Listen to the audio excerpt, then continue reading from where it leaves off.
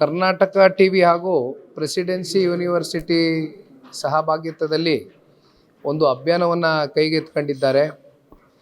ಎಲ್ಲ ಇವತ್ತಿನ ಕಾಲದ ಯುವಕರಿಗೆ ಒಂದು ಕರ್ನಾಟಕ ಟಿವಿಯ ಪರವಾಗಿ ಒಬ್ಬ ಯುವಕನಾಗಿ ಒಂದು ಕಾಳಜಿಯಿಂದ ಒಂದು ಮನವಿಯನ್ನು ಮಾಡ್ತಾ ಇದ್ದೇನೆ.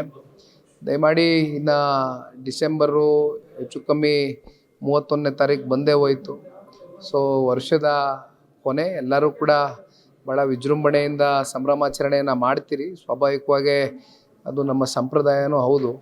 ಆದರೆ ತಾವೆಲ್ಲರೂ ಕೂಡ ಇಂಥ ಒಂದು ಸಂದರ್ಭದಲ್ಲಿ ಸ್ವಲ್ಪ ಜವಾಬ್ದಾರಿಯುತವಾಗಿ ನಿಮ್ಮ ನಡೆಗಳು ಇರಲಿ ಅಂತಕ್ಕಂಥದ್ದು ವಾಹಿನಿ ಮೂಲಕನೂ ಕೂಡ ನಿಮಗೆ ಒಂದು ಅಭಿಯಾನವನ್ನು ಇವತ್ತು ಕೈಗೆ ಎತ್ಕೊಂಡಿದ್ದಾರೆ.